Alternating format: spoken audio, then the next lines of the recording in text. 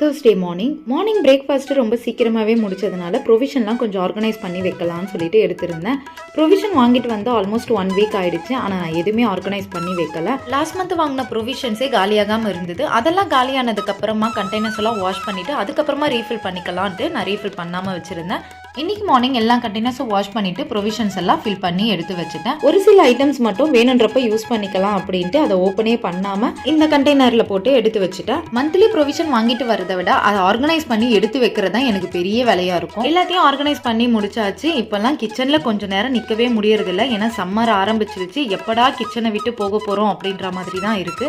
ஏதாச்சும் ஜூஸ் போட்டு குடிக்கலாம் அப்படின்னும் போது ஆல்ரெடி வாங்கி வச்ச கிருணி பழம் இருந்தது. இந்த ஃப்ரூட்டை பார்க்கும் போது நிறைய மெமரிஸ். நான் ஸ்கூல் படிக்கும் போது சம்மர் வந்துட்டாலே எங்க பாட்டி இந்த ஃப்ரூட்டை வாங்கிட்டு வந்து ஜூஸ் போட்டு கொடுத்துருவாங்க.